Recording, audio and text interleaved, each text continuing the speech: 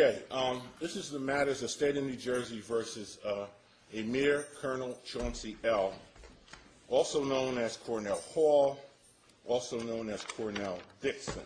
For objection, for the record. No. We're not going down that road. We're not going down that road. Everybody else sit down. Have a seat. Have a seat.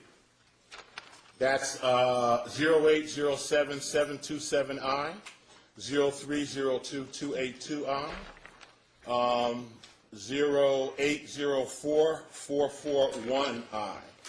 Mr. Luciano, would you note your appearance for the record? Good morning, Assistant Prosecutor Mike Luciano for the state. All right, last time we were in court, the court made a ruling. Mr. Keesler, would you note your appearance, please? All right, court made a ruling, in essence, allowing Mr. L. To represent himself in these matters. Subsequent to that, the court has received two other filings from Mr. L. Sir, you are?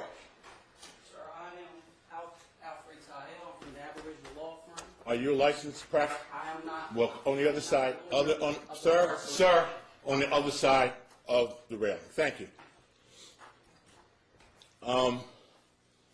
Subsequent to that ruling, the court has received, I believe, two other filings from Mr. L. And in one of those filings, he's raising a jurisdictional issue. So the court, upon further reflection, given the nature and complexity of the issues that have been raised by Mr. L., the court is rescinding its previous ruling and will make a determination that until a licensed practitioner in the state of New Jersey substitutes in for Mr. L., the court will enter an order that Mr. Keesler will remain as counsel. Objection. For the record. It's overruled. Objection. For the record, I have not authorized the Office of Public Defense or John J. Keesler to take this matter. Okay. Or represent this. Very well. The office, for the record. I got it. Until there is a licensed practitioner in the state of New Jersey. Objection. The practice of law cannot be licensed by any state, and that's according to Schwar versus Board of the Examiners 353 U.S. 238239. Objections overruled. Until there is an attorney, a licensed practitioner here to represent Mr. L., court is recognizing Mr. Keesler as the attorney of record. Objection. For the record, on the record, and let the record show, the rule of professional conduct states, RPC 1.0, a firm, a law firm denotes a lawyer or lawyers in a law partnership, professional corporation, sole proprietorship, or other association authorized to practice law, or lawyers employed in a legal services organization or the legal department of a corporation or other organization. http://www.judiciarystate.nj.us/rules. Until an attorney authorized to practice law is representing you, Mr. L., the Public Defender's Office, Mr. Keesler, will represent you. Objection. For the record, the corporate body politic that has authorized the Aboriginal Law Firm's Secretary of State authorization number is 003. The fact that you listen to me, Mr. That's it. That's it. I'm tired of this now. If you come in here again with this mess, and I'm going to call it mess on the record, you're going to be arrested. We're done. This matter will be continued till November 10th. If there's a substitution of attorney from somebody licensed, the fact that the Aboriginal law firm may have some standing with the Secretary of State is not the issue in this case. It's a question of whether, in fact, the law firm has an attorney licensed to practice in the state of New Jersey. The matter is continued to November 10th, 2008 at 9 o'clock. Thank you. Objection. I'm done. Now put this on the record, please. You can put whatever you want on the record. I'm done. For the record, On the record, and let the record show, I have filed a writ of Koran juris, a demand for termination or state the proper jurisdiction to all matters concerning the items of subject. I know, I got it. I already placed that on the record. Already placed that on the record. Place that on the record. November 10th, 9 o'clock. That's it. For the record, I give honors to Judge Smith. Thank you.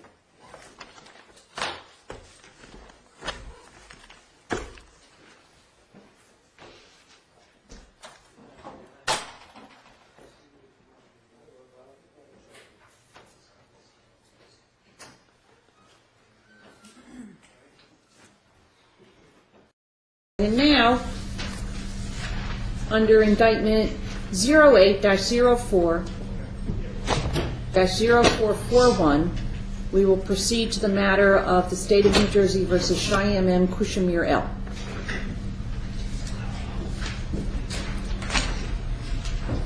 Good morning, sir. Good morning, man. All right, cancel your appearance, please. Judge, good morning. Assistant Prosecutor Mike Luciano for the state.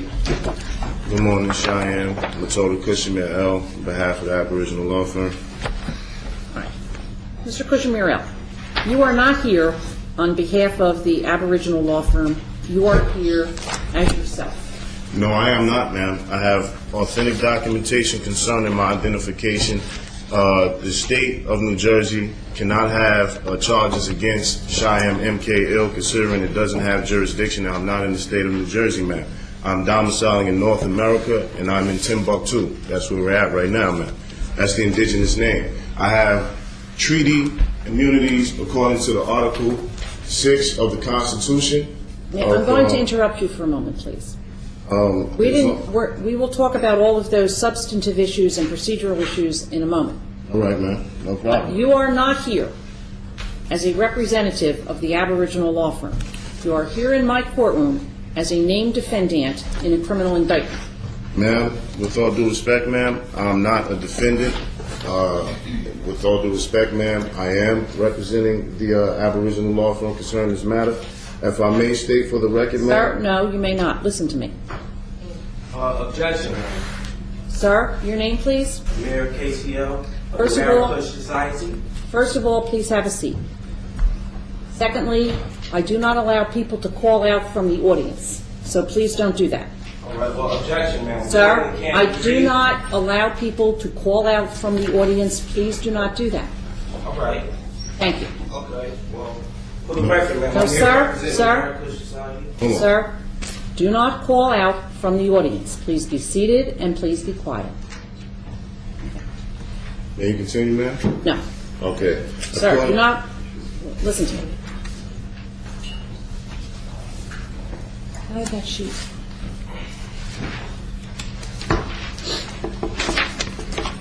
When you were in court on November 17th, you told me that you wanted me to call you Cheyenne Kushmir L.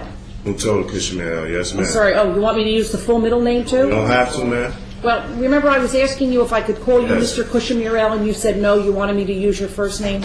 I said, ma'am. I said, call me Cheyenne Matilda Kushmir L. This is what I always say, ma'am. That's fine. All right. Cheyenne Kushmir L. You are named in the indictment as a defendant in a criminal case. I understand your position. Number one, the state of New Jersey does not have jurisdiction over you, could not and should not have named you in the indictment, and you're not subject to the laws of the state of New Jersey and the procedures. I understand that that is what your position is. And at the end of the day, you may actually succeed in that position.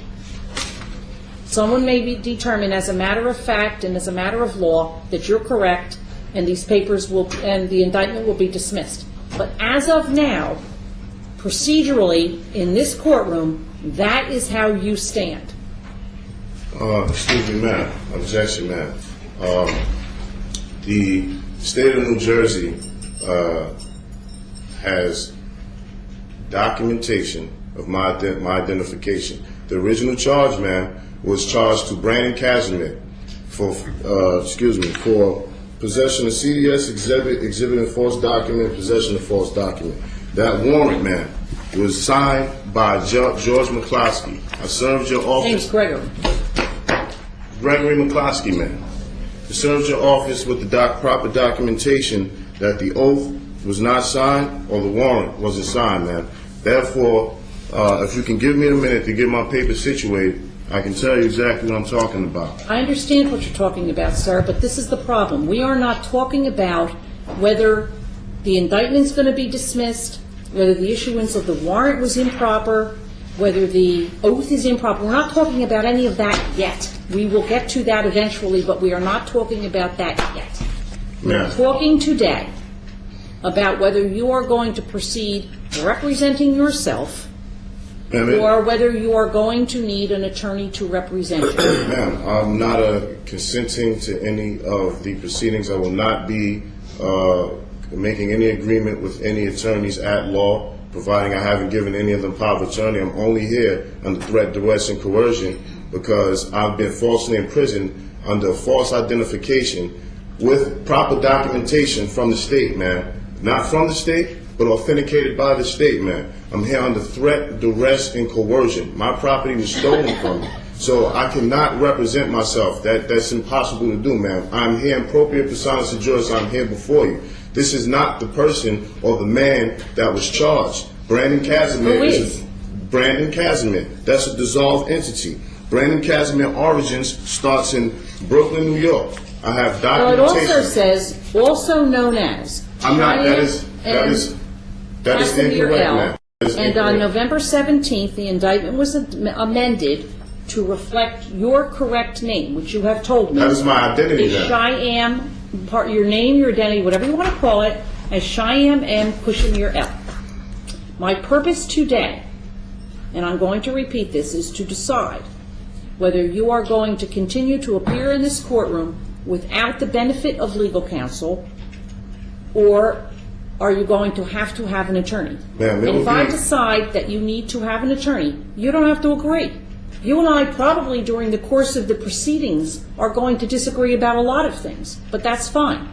Ma'am, that would be threat, duress, and coercion to force me to get an attorney, man. That would be a violation of Title 18 United States Code, deprivation of rights. I have a consent to have an attorney, man. You don't have to consent, My society, but according to the Constitution, man, I have the right to have counsel. Which Constitution is that? The United States Constitution, Article 6, that states that treaties and all the laws of the United States are the supreme law of the land. I have a treaty of peace and friendship via 1787, man. Well, I would suggest to you that you also read the cases that talk about your constitutional rights. I have, man. That say that you only have the right to proceed without an attorney when you are able to do so, and that this court has the authority to tell you either to get a lawyer or to appoint an attorney when it believes and finds that you are not able to do that. Ma'am. That is the purpose of today's hearing, sir. Can you cite the case law, ma'am, and is that federal statute or Moretti state versus statute? California at 422 U.S. 806, a United States Supreme Court case.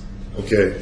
Well, according to Canon 3, ma'am, Free of what? Canon 3, I'm going to get it for you in a second, ma'am. Okay. 1 second. According to Canon 3, it stipulates of the Judicial Code of Conduct, it stipulates a judge should perform the duties of judicial office impartially and diligently. A, should accord to every person who is legally interested in a proceeding or that person's lawyer.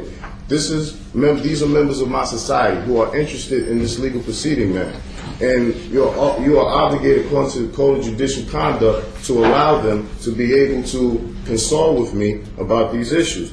If you need an opportunity while this matter is going on to consult with people, all you need to say is, Judge, I need to take a moment to consult with someone. Okay, no problem, man. You have sat in my courtroom on a number of occasions, and I think that you are aware of the fact that I say to people all of the time, you were here when I took pleas. If you need time to talk to your lawyer, let me know. You can step outside and talk to your lawyer.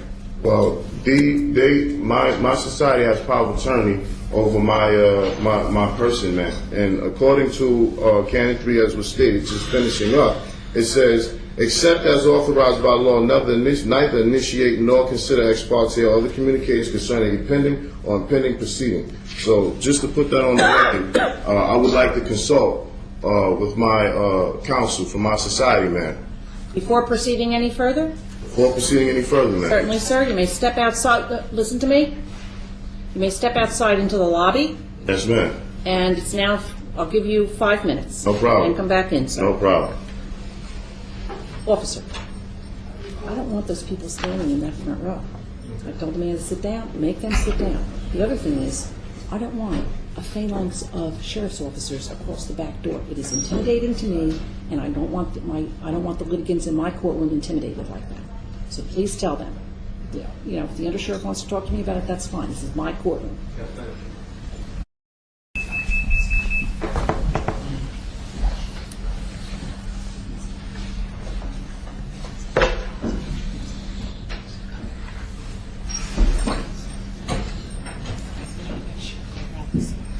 Okay, that'd be great.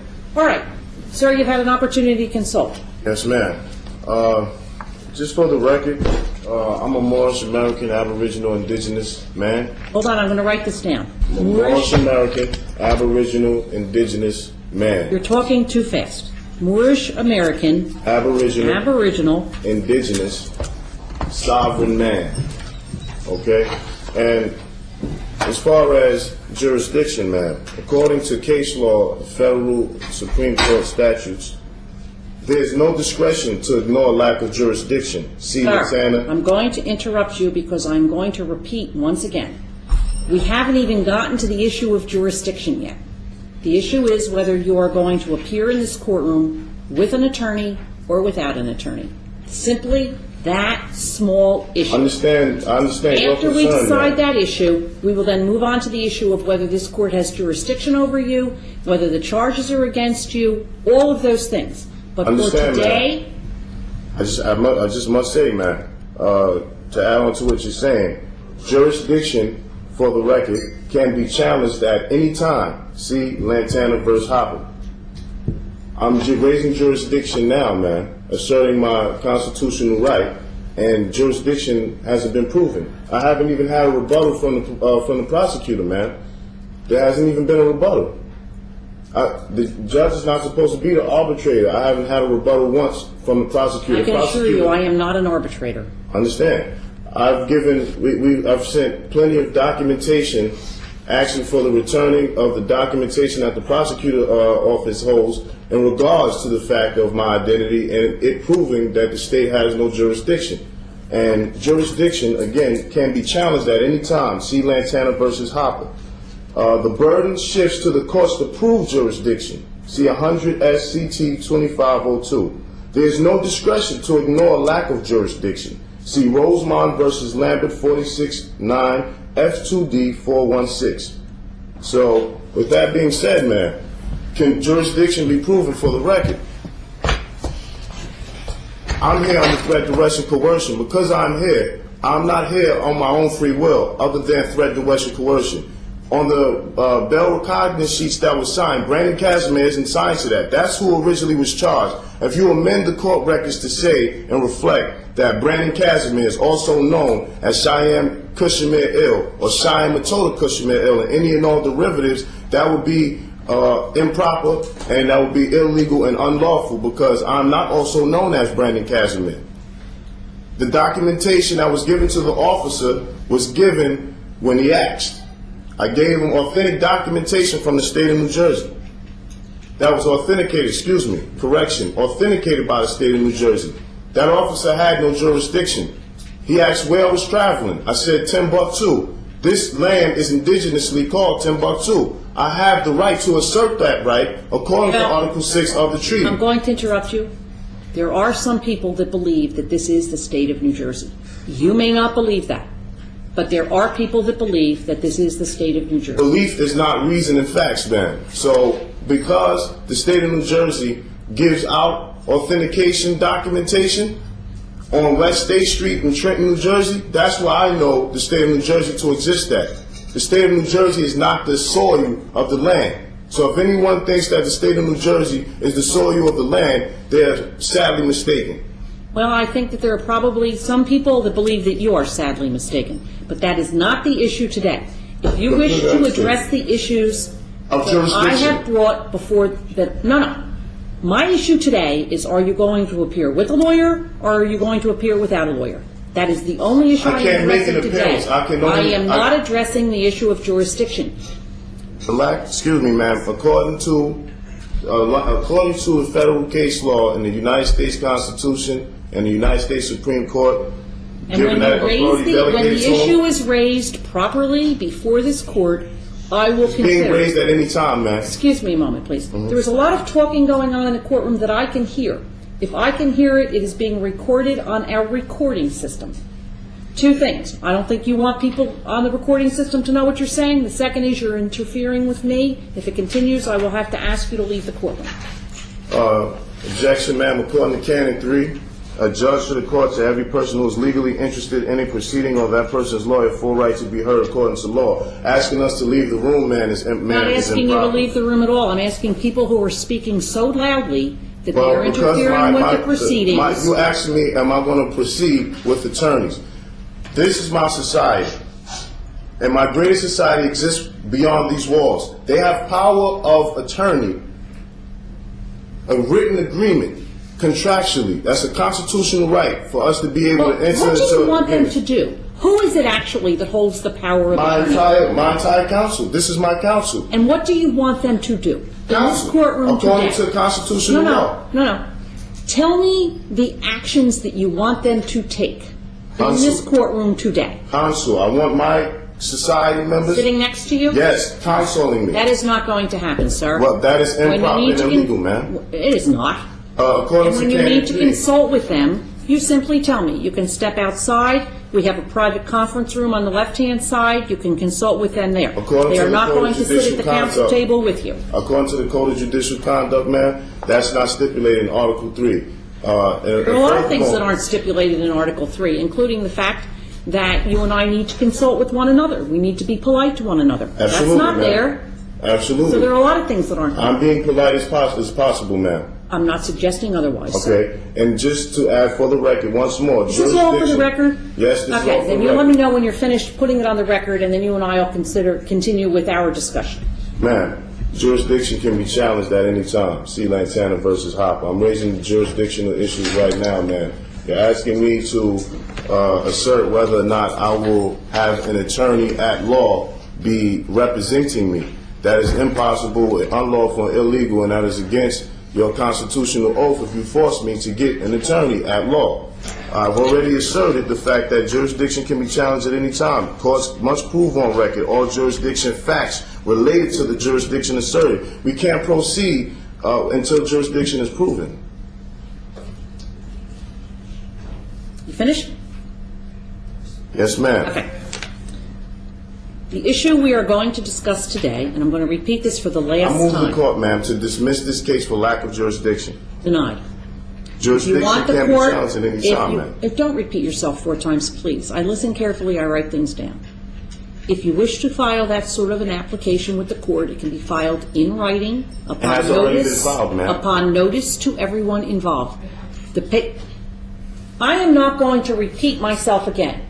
I cannot conduct this proceeding with noise from the front row. If you lady, ma'am, and you gentlemen want to stay here, be quiet. I'm not a gentleman, man. I'm a nobleman, just for the record. If you are a Moorish American, Aboriginal, Indigenous, sovereign man, whatever you are, be quiet in my courtroom. I cannot do this with people talking in the audience.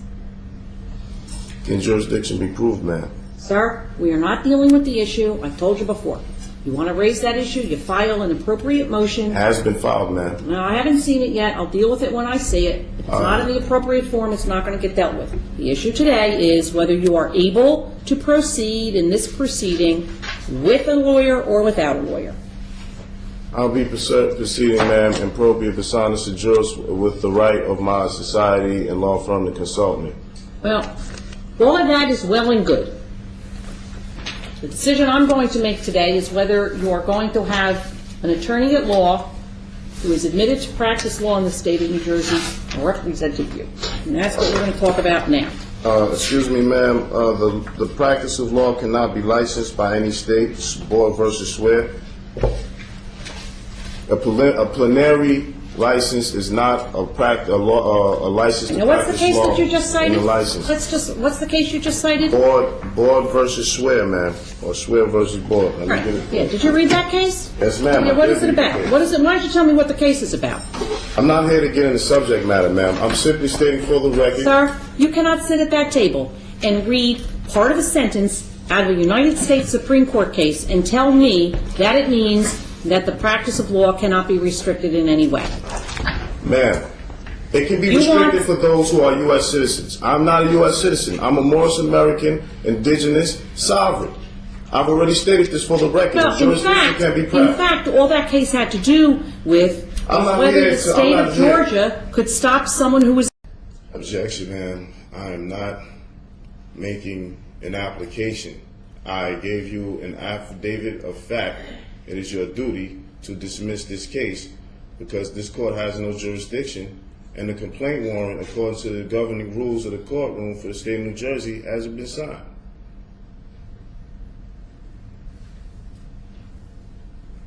Is there anything else that you want to tell me before I make my decision concerning whether this case will proceed with a lawyer or without a lawyer? I would like to say for the record that jurisdiction hasn't been proven. I agree with you. I agree with you that you have raised that issue and it needs to be resolved. And the record shall so reflect that you have raised it and that I have told you that.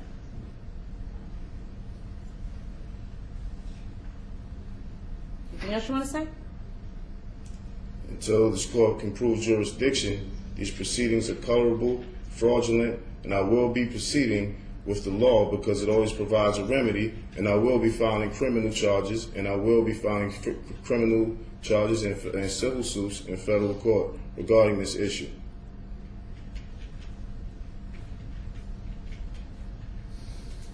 Anything else you want to say?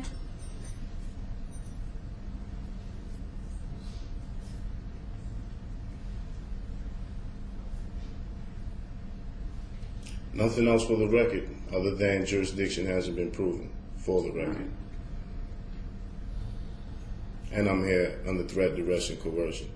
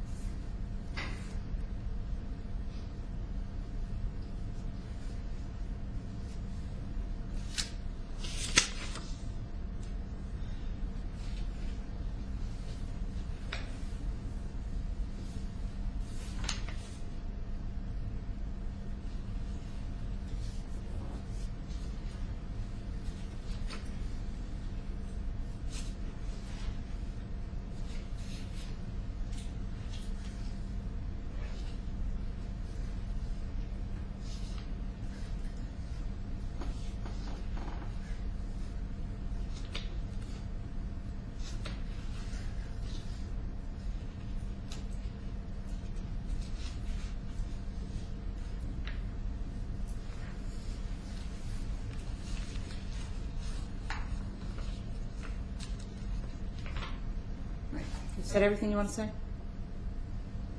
I've long ago concluded, ma'am. Okay.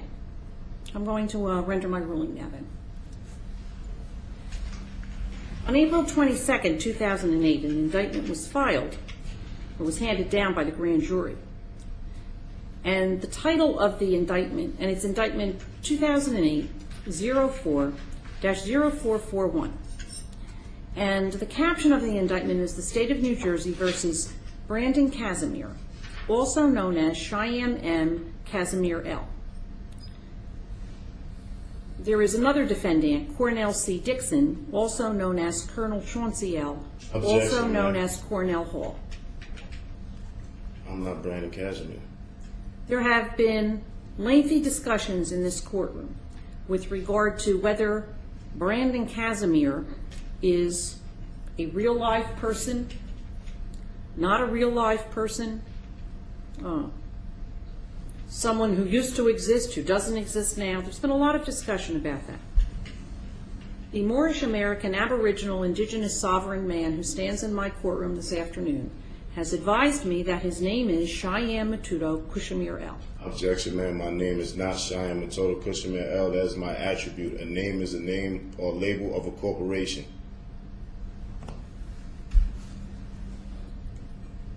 Well, this is a new piece of information.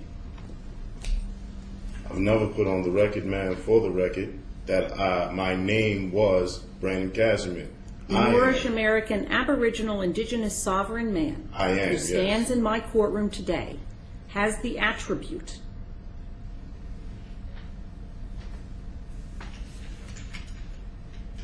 Cheyenne Matuto Kushamir El. Mutota. M-U-T-O-T-A. The issue in the hearing today, and when I say today, it has been continued several days, is whether the Moorish American Aboriginal Indigenous Sovereign man with the attribute Cheyenne Matuto Kushamir El can continue his involvement in this litigation without a lawyer. I have used the words pro se. He objects to that. It is my understanding that he wants it to be in propria persona sui juris. In the state of New Jersey, we have started to talk about self-represented litigants.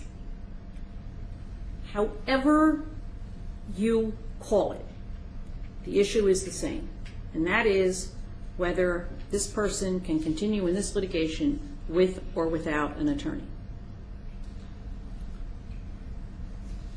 The indictment as to Cheyenne Matuto Kushamir El charges three things. In count one, it charges possession of a controlled dangerous substance, to wit cocaine, out of an incident that arose in Mount Laurel on October 24, 2007. It further charges, in count two, third-degree false documents, and alleges that there were, it alleges in the indictment, a fraudulent U.S. Department of State public minister credential in the name of Chief Minister Cheyenne M. Kushamir El as a means of verifying a person's identity. Objection, ma'am. And there is the same allegation made in count three, except that it is a fourth-degree crime. Objection. That indictment does not say Cheyenne Kushamir El.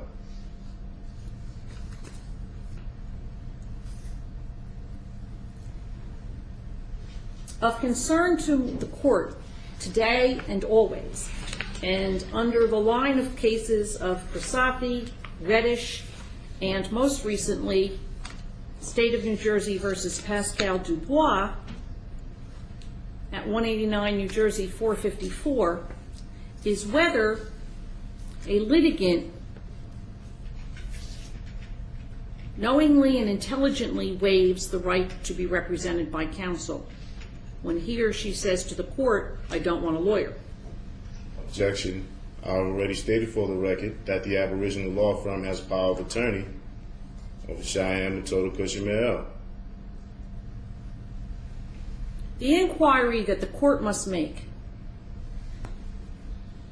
deals with certain requirements set out in Prasathi. And it really comes down to whether the defendant understands the nature of the charges, the range of punishment, the technical problems associated with self-representation, whether the person is able to understand the rules of procedure and evidence and understand that he or she will be required to comply with them, whether the person understands the lack of legal knowledge of the law, the procedure will impair the defense, whether the defendant understands and appreciates the impact and the danger and the pitfalls of appearing in the dual role of a defendant and an attorney, whether the person understands how unwise it is to proceed without assistance from an attorney. I have attempted this afternoon, and the last time this matter was before the court, to obtain from Mr. Kushamirel Objection. answers to the questions I'm not a mister. and find out whether he understands. That's right. So you're Well, what threatening about me? the 26th? Are you available then? Are you threatening me, ma'am? Of course I'm not threatening you. So you forced me to come. Cheyenne Matuda Kushamirel, you should be clear in your mind that I am issuing no threats to you. As I said before, you've been exceedingly polite and courteous. I think I've been polite and courteous, despite the goading that goes on. However, these are the dates that I have. Monday, January 5th, Monday, January 12th, Tuesday, the 20th, and Monday, the 26th.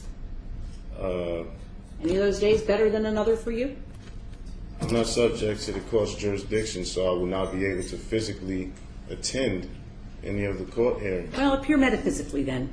Monday, January 26th at 9 o'clock in the morning. I cannot make that date, ma'am. Oh, you know what? I can't either. We'll put it back for the 20th.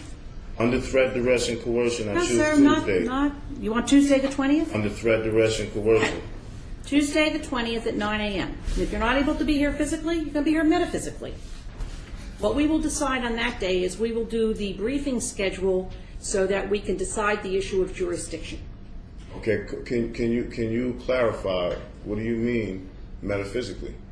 I don't know. What do you mean you can't be here physically? I can't be here physically in this room, is Okay. what I mean. Okay.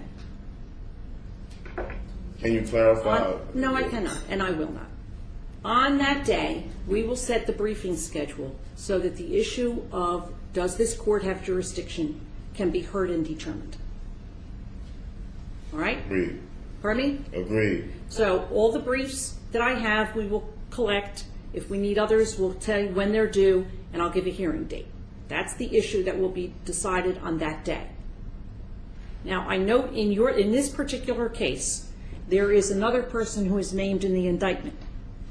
The name on the indictment, and I understand you're going to say object because that's nobody's name. I understand all that. Is Cornell Dixon, also known as... Objection. No. Let me just read this.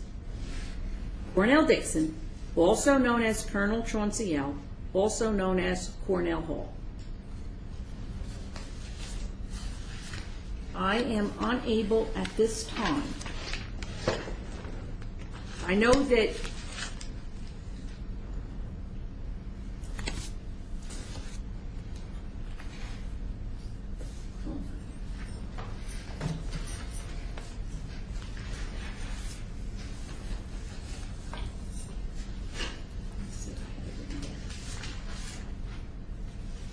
I know that the Moorish American Aboriginal Indigenous Sovereign Man, who goes by an attribute different than that, which I cannot remember now, I apologize. I think it's Amir Purnell CL, but I don't have the whole correct attribute written down. Amir Colonel Chauncey L. His matter will also be scheduled for the same date and time. Separate notice will be sent on that case. I'm not expecting you to do anything with that, but that will be it. Now, I do not know if Amir Colonel Chauncey L. has also raised the issue of jurisdiction, mostly because I don't remember. Actually, Judge, If he has... I don't know if he's raised the issue of jurisdiction. I know he's represented by Mr. Keesler. By Mr. Keesler. Objection. Mr. Keesler has no contracts with any members of the Moroccans Society. You are unable to speak for Amir Mayor Colonel Chauncey L. Chauncey L. is a member of the Moroccans Society, and I'm able to speak on his behalf because that is the law. He is a member of my society, and he does not have any contracts with any public defender, John Keesler. Well, all I know is Judge Smith appointed the Office of the Public Defender Objection. to represent Judgment. Objection. Emir Council Tronciel, and I understand that the Office of the Public Defender assigned it to Mr. Kiesler.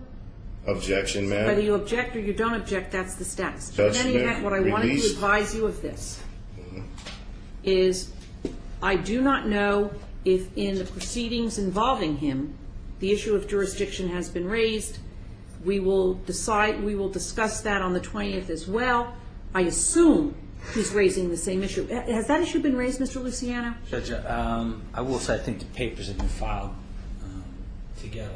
Okay. Both of the defendants. So that and issue state. has been raised. I think it's Okay. probably fair we just Then with handle both regard, together. then you should be Yes, prepared with regard to that we will address that as well. Yes, ma'am. Yes, Mayor Colonel Chauncey L., member of the Murakush Society, has raised jurisdictional questions as well. All right. And we'll deal with those then. And you said this is January 20th, It's Tuesday, January 20th at 9 a.m. here in this courtroom. 9 a.m. Yes, sir.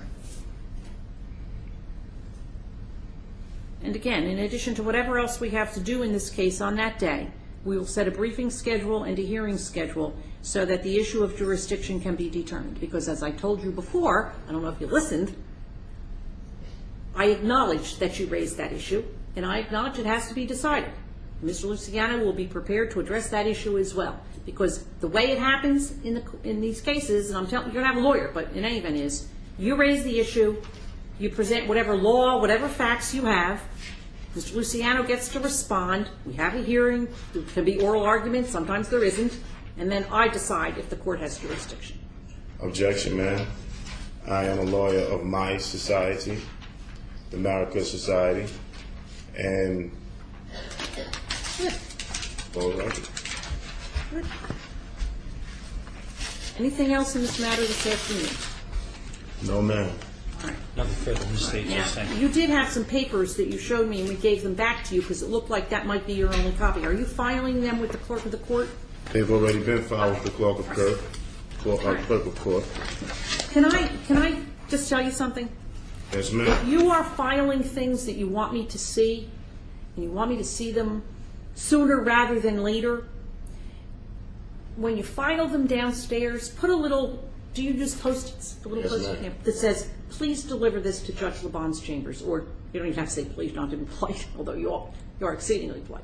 Put on there, deliver to Judge LeBon's chambers, because what happens is when you file them downstairs, they simply go into the court file, and unless I come in on a Friday morning and say to myself, gee, I ought to go downstairs and see if there's anything in the file that has indictment number 441, I wouldn't see it until, like today, I pulled the file up. So it makes it easier for everybody.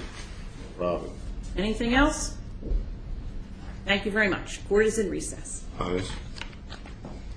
Do you want to take your green sheet with you that has the court date on it? No, ma'am. We always give them to you, and you always say, no, I'm not going to take it. I forget what you write on there. I have the date here, ma'am. Okay, very good. All right.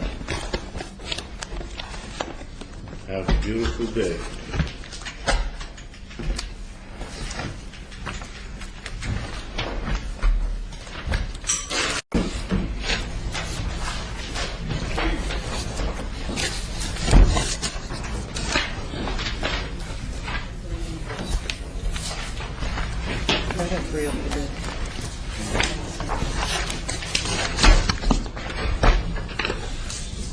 All right, good morning.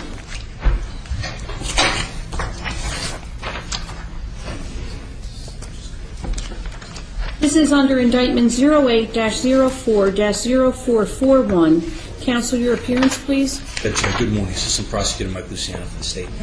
And Cheyenne M. Kushamurel, would you state your name for the record, please? Your attribute for the record, please. Cheyenne Matola Cushman L. on behalf of the Marakush Empire Aboriginal Law. All right.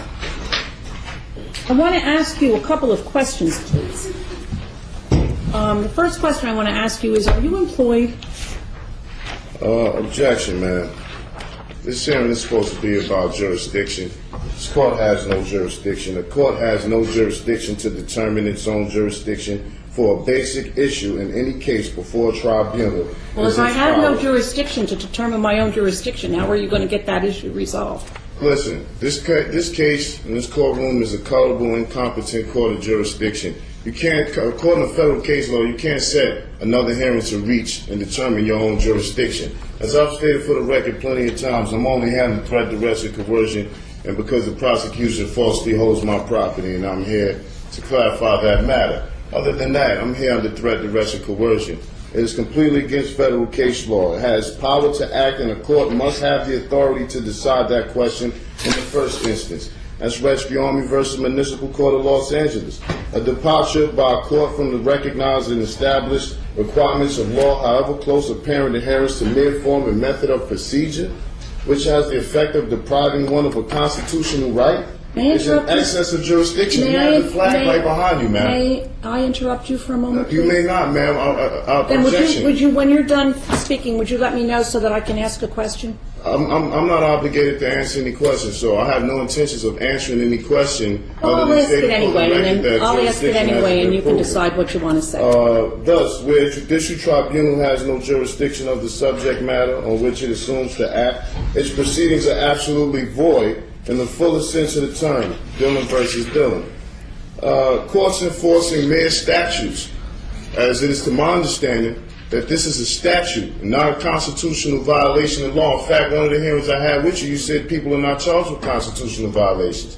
I don't understand how you could be enforcing statutes and you have the U.S. flag behind you, as if you hadn't taken an oath to uphold the Constitution. Courts enforcing their statutes do not act judicially, but merely ministerially.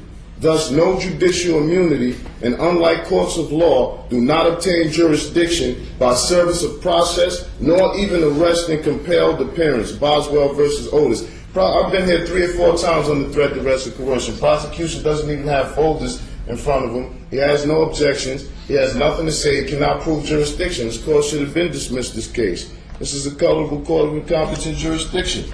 The fact that petitioner was released on a promise to appear before a magistrate for an arraignment, that fact is circumstance to be considered in determining whether the first instance there was a probable cause for the arrest. Monroe versus Popper. There is no discretion to ignore the lack of jurisdiction. Court must prove on the record all jurisdiction facts related to the jurisdiction asserted. A universal principle, as old as the law, is that proceedings of a court without jurisdiction are a nullity and its judgment therein without effect either on person or property. This case has already been put before the federal court, and you will be receiving a notice of removal very shortly. This court has no jurisdiction. Prosecution can't prove jurisdiction. This case shall be dismissed, and it will. Did you file a notice of removal with the federal court? Yes, you will be receiving it shortly. All right. Well, when I receive it, I will rule on it. This is my question to you, however. Are you employed? I'm not employed. I'm not employed with any corporations incorporated with the state of New Jersey. Are you employed with any corporation that's incorporated outside of the state of New Jersey? Objection. I'm not here to answer questions about my employment. The last time I was made aware of this was supposed to be about whether this court has jurisdiction, and clearly it doesn't. A question about employment has nothing to do with whether this court has jurisdiction, so I'm not obligated to answer those questions. And I shall not be answering any more of those questions that are not pertaining to jurisdictional facts. Well, this is my question to you. I asked it before. If your position is that this court has no jurisdiction to determine its own jurisdiction. Objection, man. That is not my ruling. That is not my holding. I've given you the federal case law regarding such. Maybe you can take some time out that you need to do to recheck that, but that's what the case law says. It's not what I said. Well, I do have jurisdiction over you. Number one, you're here in my courtroom. Objection, ma'am. You do not have jurisdiction over me. I'm here by way of threat, duress, and coercion. The federal case law stipulates already that compelled appearance and arrest warrants doesn't give a minister acting ministerially and not judicially enforcing their statute's jurisdiction. That's incorrect and false. You do not have jurisdiction because I'm here. You've told me before when I was here that you would lock me up if I didn't come, which was threat, duress, and coercion. I think that you misstate what I told you. Objection, ma'am. I have not misstated. I have the videos. I have it on repeat 24/7. I've seen you say it. I don't recall that I said I would lock you up. Well, objection, ma'am. That's on the record. Well, you can object all that you want, sir. And I will continue to have a difference of opinion about that. All right. Well, we'll continue with today's proceedings then. and I certainly appreciate the courtesy that you extend to me. All right, Mr. Walker, I know that you are here. You wish to be heard, sir? Your Honor, I have Kevin Walker appearing on behalf of the Office of the Public Defender. We did receive, after the last hearing, a court order directing the Office of the Public Defender to represent this defendant. I did file a motion for reconsideration, noting that there has been no indigency determination, which is an essential component of our appointment. So I would ask respectfully that an indigency determination be made at this time, and absent that the earlier order directing me to represent this defendant be vacated. All right, thank you. Do you wish to be heard on the issue, Mr. Luciano? I don't, Judge. All right. I have inquired of Shyam Mutada Kushamirel concerning his employment. He tells me he is not employed in the state of New Jersey by any corporation, and therefore I determine that he does not have the present ability to pay for counsel to proceed in this matter. Objection, ma'am. I don't know this gentleman. I haven't made any contracts with the Public Defender's Office. I don't know what that was an attempt to do, but he does not have the authority to speak for me. So I would appreciate it if any non-identified parties determining to act on my behalf first fill out an IRS Form 56 and notify the IRS that they're acting in some sort of fiduciary capacity. All right. Let's talk about the issue of, Mr. Walker, I want to talk about the issue of jurisdiction.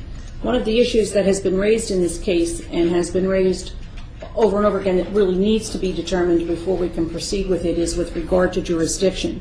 I have received, it was filed with the court, it was received in my chambers on January 7th. I'm not exactly sure if it was filed downstairs on a different day, something that has been entitled a non-negotiable affidavit of fact to dismiss with prejudice for lack of personam jurisdiction, lack of discovery, and lack of an injured party. It purports to raise the issue before the court of lack of jurisdiction with regard to Shyam Mutada Kushamir El. Despite what Shyam Mutada Kushamir El says, this is not an application to the court to dismiss anything with anything. There are certain ways, as you are aware, Mr. Walker, to bring issues before the court.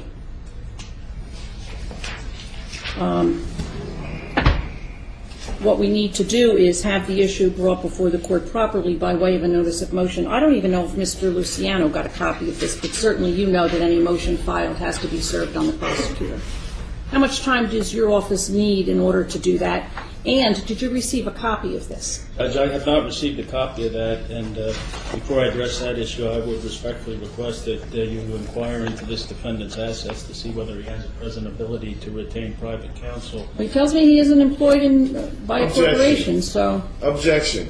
This is obscene. Sir? This is a conversation that I'm having with Mr. Walker, not with you. And the way you didn't want me to interrupt you, I would like you not to interrupt me or Mr. Walker. Objection. This man cannot speak for me, man. I hadn't filled out any public defender's applications nor contracts to agree to that. You cannot force me against my consent to have someone who I had no formal contract or agreement with to speak on my behalf. I'm a natural flesh and blood man. I don't have to have, yes ma'am. I do not have to have an attorney at law, a colorable attorney at law, de facto attorney at law, propose or purport to speak for me in any regards to these matters at hand. When you asked me not to interrupt you, I didn't interrupt you. I'm asking you not to interrupt me. I would appreciate it if you would not interrupt me.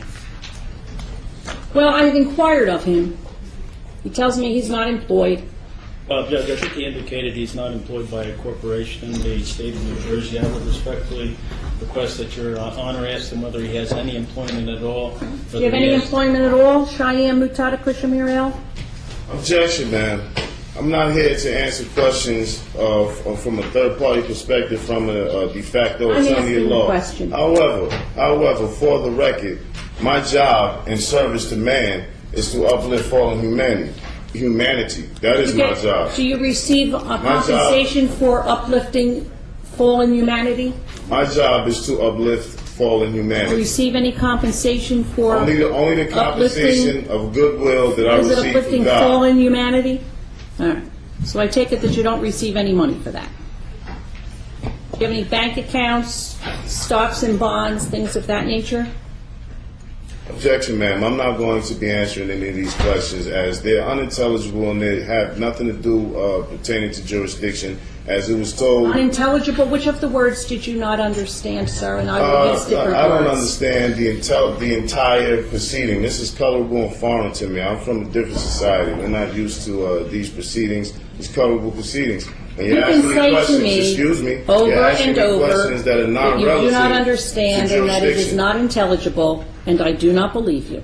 Well, it doesn't If you matter if you believe me, understand, ma'am. I don't completely. understand any of these proceedings. I don't understand the questions and the nature thereof. They don't have anything to do with jurisdiction. Jurisdiction hasn't been proven, which this was supposed to be a hearing about jurisdiction. But no one filed an application with this court for the court to determine the issue of jurisdiction. A non-negotiable affidavit of fact to dismiss with prejudice for lack of personam jurisdiction is not an application to this court to take any action whatsoever. Objection, ma'am. Haynes v. Cannon, 404 U.S. already stipulates that you must accept that affidavit as it is a written form of communication regarding the matters as such. Haynes versus Kennedy, maybe you need to check that out. But either way, you're supposed to accept that as an unorthodox affidavit of fact. Well, I don't know what a non-negotiable affidavit of fact is. You don't know, excuse me. I don't know what a non-negotiable affidavit of fact is. I have negotiable here. I don't know what you have there, Here, man. take a I look don't at want it. to see it. I have Yes, one sir. right here. Officer, would you show this to him? Objection. I do not choose to see that. I have the copy right here. Mine Well, you says can have anything you non-negotiable. want. I want you to look at what I have there. Just point out the word to him, please, and then bring it back. You going to look at it, sir? Objection, ma'am. I've already stated that I will not be looking at it. I have a copy here. Mine says non-negotiable affidavit of good. fact. Well, I'm not the one that filed this, so I'm not the one that put it in. But in any event, there is no proper application before this court. There is no unorthodox application before this court. This court, according to your statement, lacks jurisdiction to determine its own jurisdiction, and absent a proper application, it's never going to happen. Objection, ma'am. I haven't stated from my own opinion. Again, courts enforcing mere statutes do not act judicially, but merely ministerially. Thus, no judicial immunity, and unlike courts of law, because obviously this isn't a court of law, do not obtain jurisdiction by service of process, nor even arrest and compelled appearance. Boswell versus Otis, 9-How.336-348 to wit. You want to take a look at that? I don't know. No, sir, I don't want to look at it. I don't want to look at it. I'm asking this Sir, gentleman you don't get here to who talk don't to him. understand. You can talk to me if you want. Well, I'm in any event, uncomfortable. I'm let me uncomfortable know. with him standing there, man. That's too bad. Well, He's going to remain standing there until I tell him otherwise. And this is threat to Russian coercion. It's clear that this is a colorful court of law. Excuse Well, it me. is colorful. incompetent. If you look around, it is colorful. Colorable means. Oh, de facto. colorable. I thought you said colorful. Oh, no, I didn't say that, ma'am. I said colorable. Oh, okay. Colorable court of Okay, law. colorable. Yes, de Okay, I thought you facto. said colorful. De facto. Colorable means that this court has no jurisdiction and it doesn't enforce law, but mere statutes, which are not law. I haven't violated any constitutional laws. I've already stated for the record that I have a treaty of peace and friendship via 1787. Article 4 of that signifies that I will have the right to be exempt from examination. No one in here has put their status and nationality on the record. The U.S. flag is behind you and you choose to disregard anything dealing with the Constitution. This is a colorable court of law. The notice of removal has already been filed, so whatever takes place here today is just a colorable de facto proceeding, and you will be receiving shortly the notice of removal. And then when you receive that, you can make your determinations about how you're going to handle that, how the prosecution is going to handle that. But as far as any other question goes, man, I'm not obligated to answer them. I shall not be answering them. And it is a violation of my rights. Are you finished speaking so that I can speak now? You can fill in.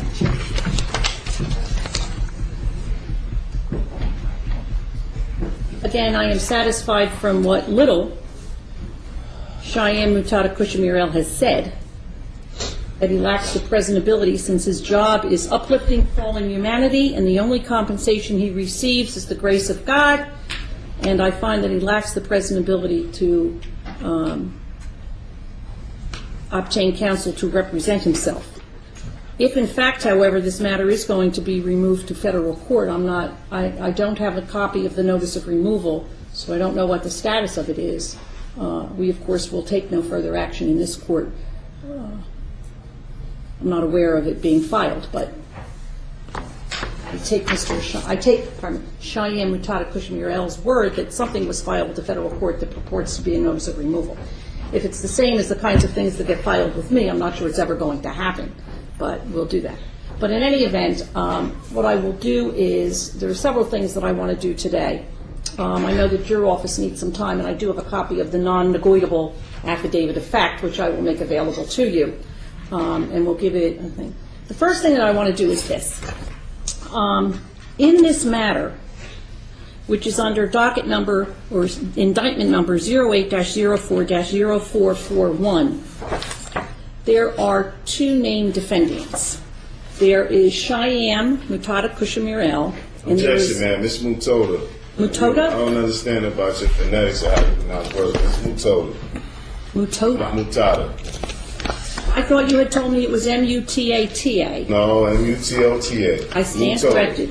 The Cheyenne Mutoda Kushmirel. Precisely.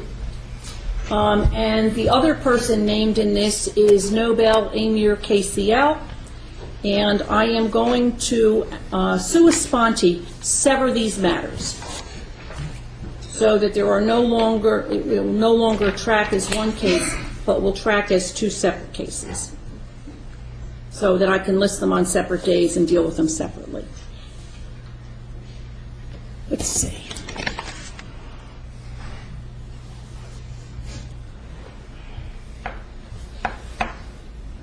March 23rd, sufficient time, Mr. Walker? I think so, Judge. All right. Then this matter shall be and hereby is continued until Monday, March 23rd at 9 o'clock. Objection, man. The notice of removal is already in. You will be receiving it today. So If I receive it before March 23rd at 9 a.m., I am aware of my obligations when a matter has been removed to federal court. If for some reason the federal court does not accept it, or it's not properly filed, or there's something else, that's the next stage for this proceeding. objection, Thank you man. very I will much. not be participating in any more of these proceedings. Do what you want. I'm sorry, and I can do that. This is the only notice that I will give you of the proceeding on March 23rd at 9 o'clock in the morning. We don't send out letters reminding people. We'll simply expect that you will be here. Thank you very much. But he will be contacted by my office, and we'll arrange an interview with him in the office, and he'll have to sign in. Do you have his address? It's The on only here. address I have is the P.O. box is right here. Objection. If you attempt to contact me and negotiate any contracts with me, you will be getting sued in federal court too as well, sir.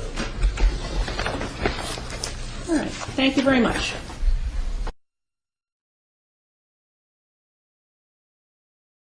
Mr. Al, to my right. Objection. Mr. Keesler is not here on behalf of me. He's here on behalf of your interest. When I first visited this vicinage, the first time we met, ma'am, you stated for the record that you were Mr. Keesler on this matter. When this matter was That I was transferred here, what? that you were placing Mr. Keesler on this matter. This matter, Mr. Keesler was not on I this thought Judge matter. Smith did that. No, Judge Smith did not do that. In fact, when we first addressed this matter, If you could give me a but no, I'm talking. Excuse me. When we first addressed this matter, you read on the record, and I have the video, that you did not understand what Judge Smith meant by that this matter was to be adjourned until the defense inquired representation. That's what you said, ma'am. Mr. Keesler was not on this matter when it came here, ma'am. So therefore, he's not on this matter now. I do not require the services of the Office of Public Defense. And if he was on this matter, there's never been an interview. There's never been any discovery forwarded. There's never been any indictment forwarded. We don't have any copies of the official state of New Jersey certified Essex County public records that were stolen by Matthew T. Dill and are unlawfully held by the Office of Prosecution. We don't have copies of that pursuant to the courtroom rules that I've heard you mention plenty of times that stipulate that we're supposed to be giving copies of those instruments or those original instruments ought to be transferred back because they're not contraband or issued in the indictment or listed in the We're indictment. saying that, but So I don't have any information relative to this matter, ma'am. So the account numbers that you read, I don't have any information pertaining to them.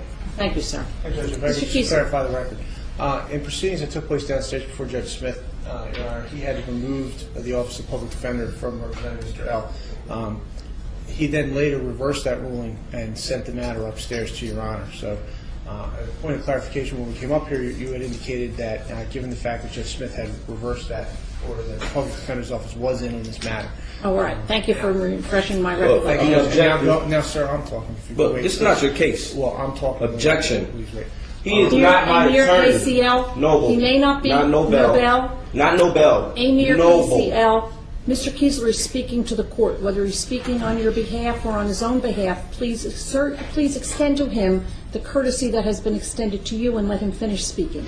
No problem. I just want him to You will have an clarify. opportunity to respond. Please listen. No problem, man. Hey, I Judge, just would like him to please clarify who he's speaking on behalf of before he makes his He statement. doesn't have to respond to anything that you say. He's speaking to me.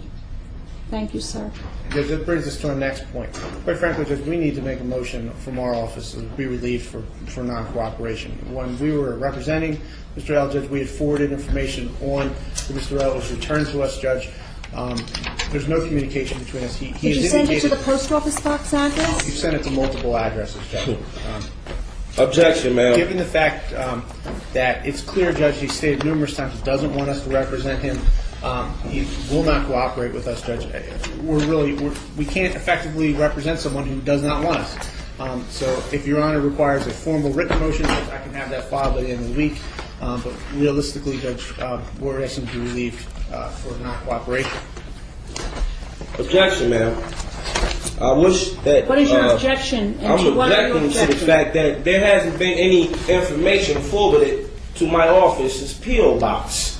I'll put that information on record with Judge Smith. I received the recusal notice. No problem. All right? Now, if the Office of Public Defense or anybody, prosecution, whoever stipulates that they forward the information to our P.O. box, that's a lie, and we ask for them to present proof of receipt or proof of descent of the correspondence. Can I ask you a question? Can I ask you a question?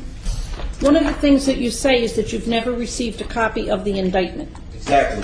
Which indictment? Are you referring to all three of them? Whatever information that you have on your desk, I don't have anything. I can resolve that problem right now. Mr. Kramer.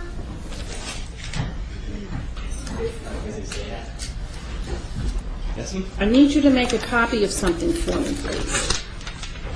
I don't have the old 0302, so make the copies of the ones that I do have. Okay. And then there's another one. You know where a copy machine is? Okay.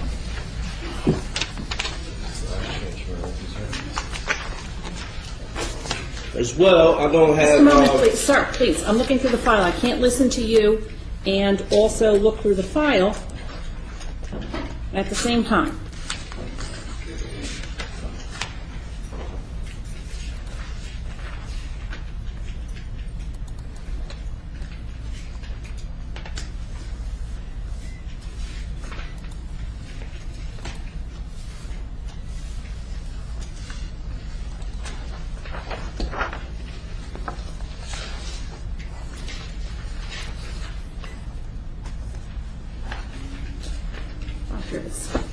Right where it belongs in the file.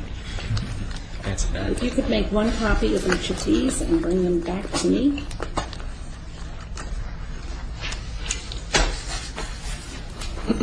Thanks. Ma'am, while he's at it... Hold on just a second here. There's also other information that I'm addressing that he may want to copy. Pursuant to Rule 313, 3-3, Discovery and Inspection Rule, the prosecutor shall permit defendant to inspect the copy. May I interrupt you for a moment, or please? photograph. No, May I ma'am. interrupt I'm you speaking. for a moment, please? No, ma'am. All right, well, let me know I'm when you're speaking done. for the record. For the record. All right, the record The shall bottom line reflect is, that public any records. KCL is placing information on the record. All right, the bottom line is, pursuant to your courtroom rule 313-3-3, B and C, I believe, I'm not part of the society, so I'm not 100% familiar with it. But Some of according it may be to, unintelligible to you. according to it, I'm not familiar with it. Right, I understand. So, just correct me if I'm wrong, but it stipulates that, It doesn't stipulate anything. Discovery and inspection rule 3:13-3-3B and C. It stipulates the prosecutor shall permit the defendant, if you're claiming I'm a defendant, I've been here almost 8 visits, and this prosecution has failed to prove jurisdiction, and so have you. It stipulates that books, tangible objects, papers, or documents obtained from or belonging to the defendant, records of statements or confessions, signed or unsigned by the defendant, or copies thereof, and a summary of any admissions or declarations against penal interest made by the defendant that are known to the prosecution but not recorded, books, papers, documents, etc. I'm supposed to be given a copy of that, if not the originals. Those documents are not considered contraband or are not listed in any of the indictments that you may have before you, so I'm either requesting for the return of the original certified documents, the public records that were taken, or copies of those documents according to the rule which says I have a right to have.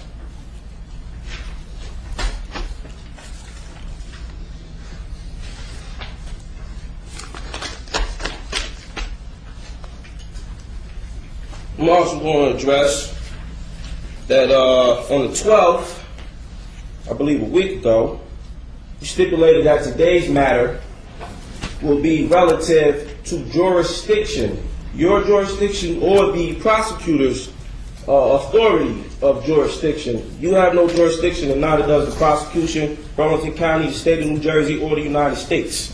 So I'm letting you know that now, and I'm asserting that I'm protected by the Treaty of Peace and Friendship via 1787, pursuant to Article 4, you must dismiss this case. For the record, on the record, and let the record show.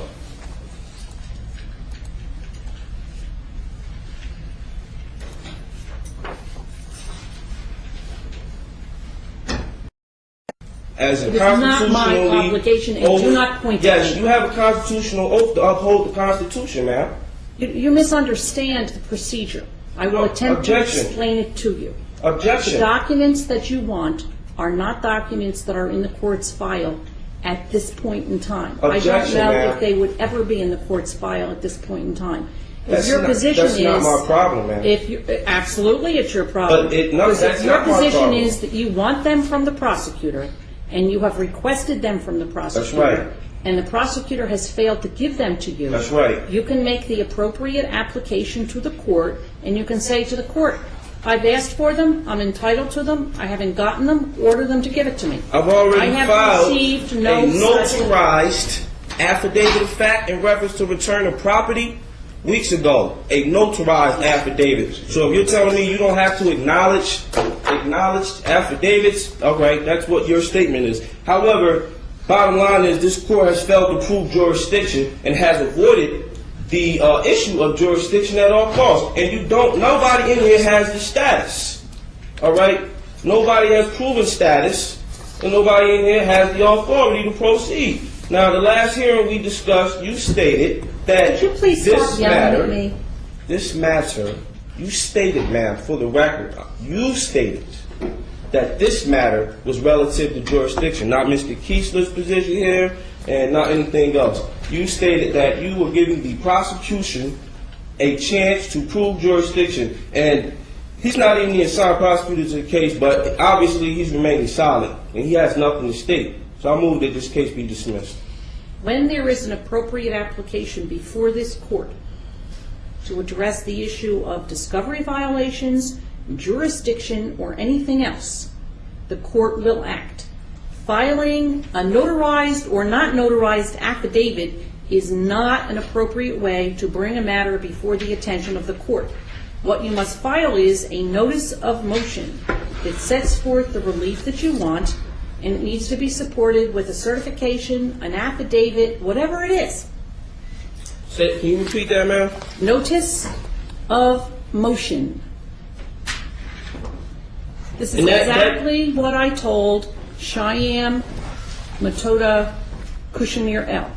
For the record, man, which rule, authority, courtroom rule, statute are you using? It's in the court rules. I do to not address that recall. matter? It is in the court rules. I do not recall, and I'm not going to look up for you the exact court rule, but the court rules set out the procedure that you must follow. Objection, ma'am. I'm not a part of your society. I'm not subject to your courtroom rules, and you have not proven jurisdiction. And Now, I if you will can't never prove address the jurisdiction, issue of jurisdiction Then you- until and unless the appropriate application is made before the court, because filing either an affidavit that's notarized or an affidavit that's not notarized does not bring it before the attention of this court. Objection. There is no discretion to ignore the lack of jurisdiction. Joyce versus United States. Jurisdiction is fundamental, and a judgment rendered by a court that does not have jurisdiction in here is void ab initio, and that is application of Y300 P.132 versus caveat. Once jurisdiction is challenged, the court cannot proceed when it clearly appears the court lacks jurisdiction. The court has no authority to reach merits, but rather should dismiss the action. Malo versus United States 505 F2D. When jurisdiction is challenged, the party invoking jurisdiction has the burden of establishing. Basso versus U.S. Power like company. Courts enforcement statutes do not act judicially but merely ministerially. Thus, no judicial immunity, and unlike courts of law, do not attain jurisdiction by service of process, nor even arrest and compelled appearance. I'm here by way of threat, duress, coercion. I'm going to make that clear for the record every time I have to appear here, if I have to appear here. The only reason I'm appearing here is by way of your threat, duress, coercion, or your company's threat, duress, coercion. You can Once read jurisdiction me, is challenged- let me interrupt you, please. You can Okay. read me this until the cows come home. You can read it ad nauseum and ad infinitum. It doesn't change the fact that until the issue is brought appropriately before this court, no ruling with regard to jurisdiction is ever going to be made. Now, let me ask you this question, though. In the other matter, first of all, let me backtrack a little bit. Let me get the correct number out here because we now have two numbers.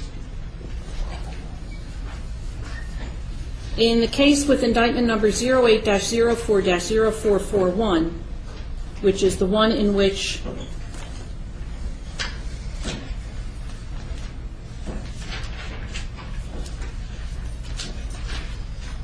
Cheyenne M. Kushamirel is also involved, I have severed those matters, so they will be on completely separate tracks.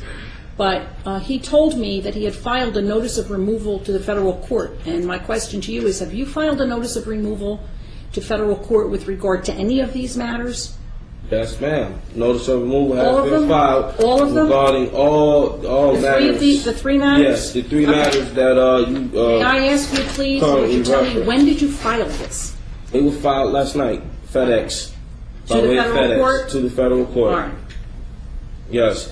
Well, as I am sure you are aware, if the court accepts them, then we will simply transfer them to the federal court. We won't deal with them anymore. Okay, well, I'm still sure you're aware of the matter that you've not proven jurisdiction in either of the hearings and that you've avoided addressing the issue of jurisdiction. And I will continue to not address the issue of jurisdiction until the appropriate motion is filed with the court and the court has the ability to address it and make a determination with regard to it. And Judge, if I could just, for a moment, that's the issue at hand. As currently stands, we are representing... Objection. You're not representing me. Therefore, it would be our responsibility to file that motion. Given the fact that he will not cooperate with our office, it's impossible for us to do that. Objection. We really need to Well, reach the issue. I want to get Objection. back to what I do want to get back to what Amir KCL said. Now, we addressed the issue to some extent with regard to the indictments. I have here for you, and the record will reflect, that I am giving you a copy of the indictment that has 08-07-0727 and also 08-04-0441. Objection. Just for the record, the Office of Public Defense is not representing me. You don't have any power of attorney for me, and I'm not part of your society, so you cannot represent me, and we do not share nationalities. Okay, now, for the record, Mr. I need the Kramer. nationality of every agent in here, and I need the name and the information because I'm suing everybody. Mr. Kramer, Everybody. So I need everybody's name and your position, excuse me. starting with you, Excuse me. sir. Who is calling out from the audience? I was, ma'am. No, you were not. Um, Who was, no, do not hand anything over. Nothing. In the audience, please do not call out while court is in session, or the officer will ask you to leave.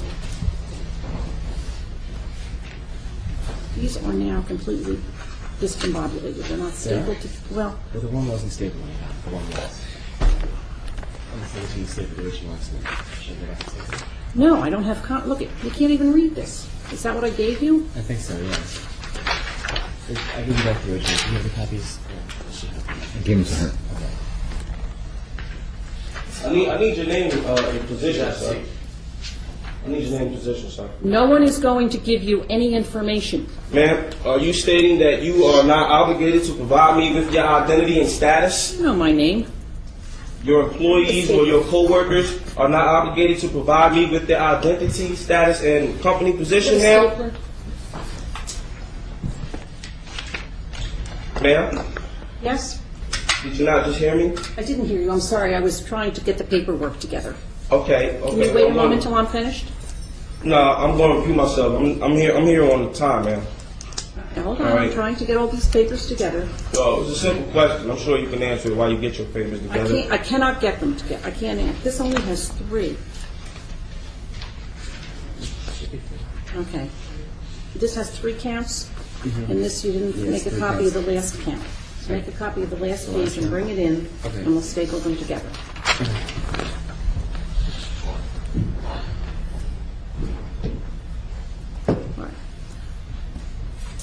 All right, Noble Amir KCL. You complained about discovery. I think I've addressed that. I'm giving you the copies of the indictments, and you said you've never been interviewed. I am sure that Mr. Kiesler can give you now a date for you to be interviewed. Objection, ma'am. I do not require the Office of Public Defense or any attorney at law. Well, you told me that you were complaining that you hadn't been interviewed. No, what I stated was, if he was representation on this case, he has not provided assistance. If he was representation for this case, the assistance is ineffective. Well, my understanding is that Judge Smith has required Mr. Kiesler to represent you. Objection. I've addressed this matter with Judge Smith. Judge Smith does not have jurisdiction and could not prove jurisdiction. Therefore, Judge Smith does not have the authority to make any decisions for me. And neither do you. And neither does Mr. Kiesler, and neither does the Office of Public Defense. For the record. Now, as I stated, you just told me that you did not hear my question. My question was, I need the information for the people here who are attempting to force business on me. I want his name and position, I want her name and position, and I want his name and position, I and have I want asked your you nationality. before not to point at me, and I am now going to ask you not to point at anyone else in the courtroom. It is very impolite. No problem, man. Now I'm asking you to know answer my my name. question. You know my name. That is all you need to know. I don't know your name, man. Judge Laban. That is my name. Your nationality? You have no need to know my name. Yes, I do. You are attempting to force business upon me. I need to know your nationality. For the record. And your status. For the record. And anybody else that's working with Your you. questions are unintelligible to me. They're unintelligible. Do you not understand what nationality means, ma'am? Do I need to pull out the dictionary? Which dictionary are you comfortable with using, ma'am? For the record.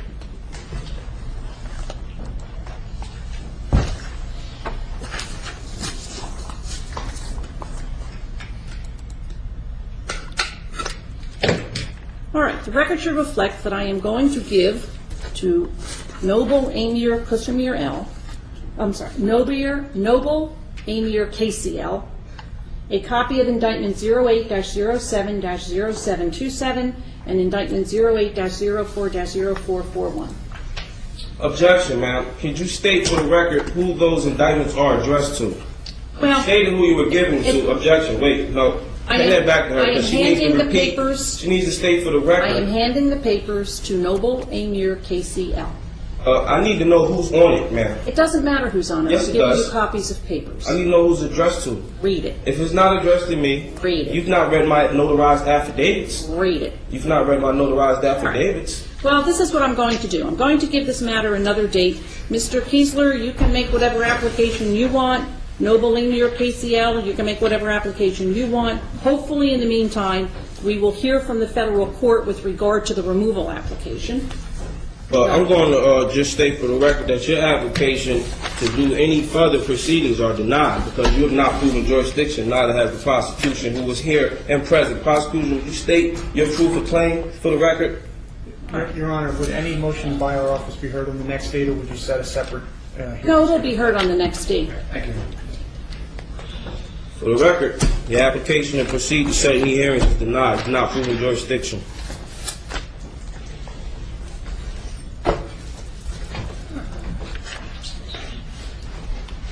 April 6th. Denied. Thank you, Your Honor. May I be excused, Judge? This is the only notice that I will give Noble Linear KCL at the April 6th date. I don't know if anyone sends out, I don't know if Mr. Kiesler's office sends out letters reminding people, but I don't. We'll simply expect that you will be here on April 6th. And please, let me just say this. If you want this court to rule with regard to jurisdiction, it is very simple to bring the issue before me. All you need to do is file the appropriate application, a notice of motion. Objection, ma'am. You can file all these other papers, and it's just never going to happen, sir. Objection, ma'am. That's not my problem that you're not upholding the law, ma'am. That's not my problem. That's your problem, ma'am. Because whether regardless you people understand or not, you've all fired yourselves. So there is no room to set another hearing because you failed to prove jurisdiction in every hearing that we've had. Judge Smith has failed to prove jurisdiction. You failed to prove jurisdiction. Prosecutor Luciano's failed. KCL and the Cheyenne Mutata KCL cases. Yes, Judge. We are. We get a little bit organized here. Here is, I'll give that to Larry.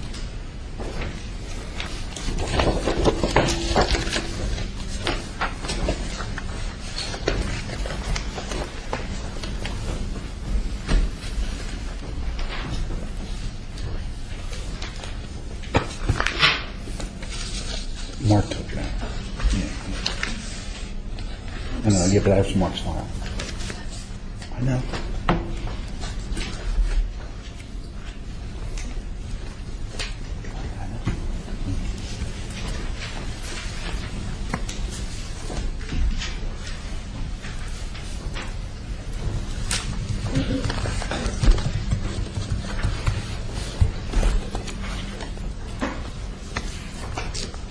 All right.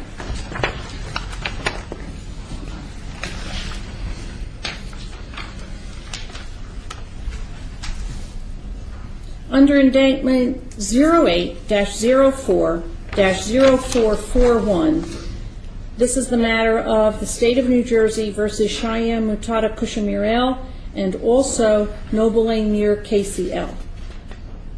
Would the prosecutor enter his appearance on the record, please? Judge, good afternoon. Assistant Prosecutor Mike Luciano, State.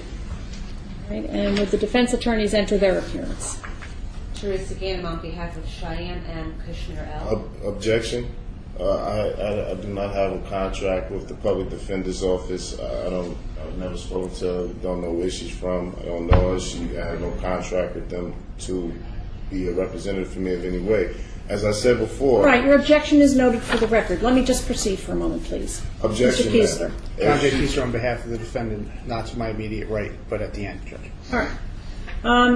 What I have on my list today is the return date of the motion to dismiss for lack of in personam jurisdiction on behalf of Noble Linear KCL and Cheyenne Mutata KCL. However, before I get to that, Cheyenne Mutata KCL, Kushamirel, I'm sorry. The reason Ms. Ganem is here today, and I think you may recall this, is that I appointed the Office of the Public Defender to act as your attorney. I know that it was over your objection, but we had a hearing about it, and I determined that it was not in your best interest to proceed without legal representation. Objection, ma'am. I understand your objection. She must fill out an IRS Form 56 and notify the IRS that she's acting in a fiduciary capacity. You have to have a 1099. I am Murakush Muriel. Please, I understand all your objections. You'll be able to put all your objections on the record. Just let me explain to you what is happening here. The court appointed her, the court appointed the Office of the Public Defender to represent you, as Mr. Kiesler was appointed by the court to represent Noble Amir KCL. Objection, ma'am. Mr. Kiesler does not represent me in the matter. Your objection is noted for the record. Please be quiet for a moment. Please take judicial notice that a civil suit is being filed against the Office of Public Defense. I will not take judicial notice of that because I do not have in front of me any document that has been filed with a docket number. Well, that may be, but I can't take judicial notice of something that is not here. However, I'm orally notifying you, ma'am. You can notify me of anything you want, but I can't take judicial notice of anything like that. However, what has become exceedingly clear to me is that it puts the Office of the Public Defender as an institution, Ms. Ganem and Mr. Kiesler as attorneys, in a most untenable position. And therefore, what I am doing is I am appointing them simply as standby counsel. I'm objecting to that, ma'am. You can object to anything that you want. As standby counsel, their only participation in this case will be to be present for every proceeding. In the event Cheyenne Mutada Kushmirel or Noble Amir KCL, you wish to consult with them about a legal issue, a factual issue, a procedural issue, or anything else. You don't have to talk to them at all if you don't want to. You don't have to take any advice from them, listen to them, or anything else. Objection, ma'am. The Office of Public Defense is being sued in a class action lawsuit. That's fine. You can do what you want.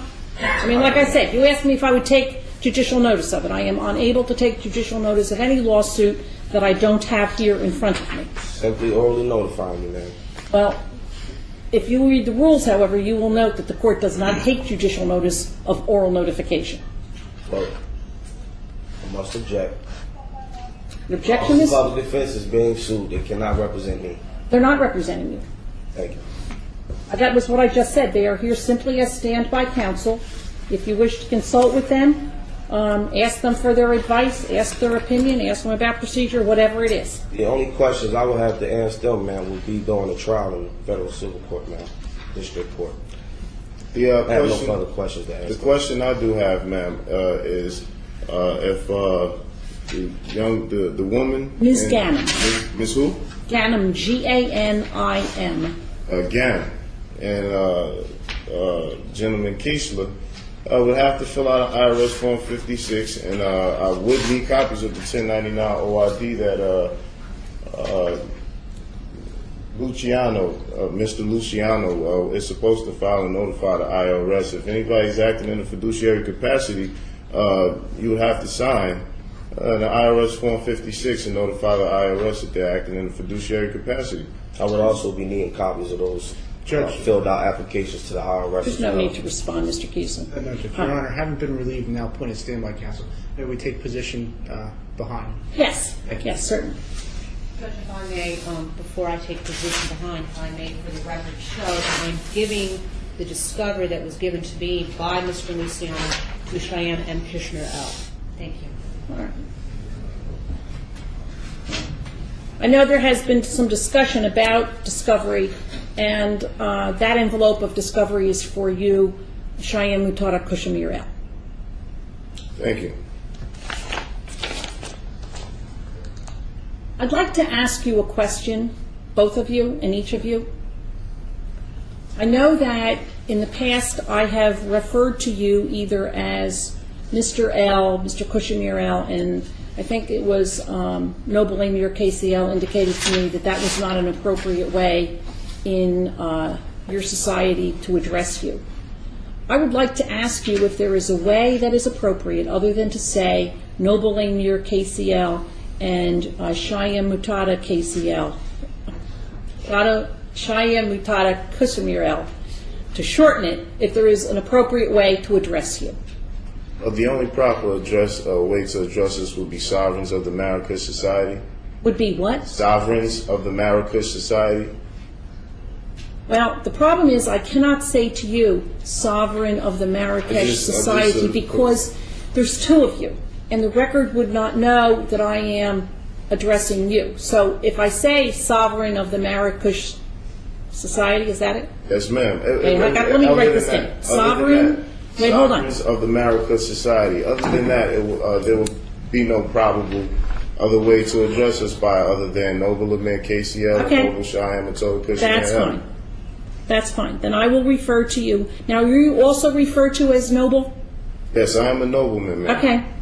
That is my type. I have not received anything from you that indicated that. I have filed via Superior Court Clerk and Criminal Case Management all documents, authentic documents regarding my identification. It should be in your possession at this particular point because this was filed last year. Well, there are many documents here, many of which are completely unintelligible. However, there was never any indication by you in court, and I didn't see anything in the documents that indicated you wanted me to refer to you that way. Yes, ma'am, it is. I have the video. I have the video and audio. It has escaped my recollection. But I will certainly refer to you from now on as Cheyenne Mutada Kushamir El, as I have referred to Noble Amir Kushamir El as well. KCL, I'm sorry.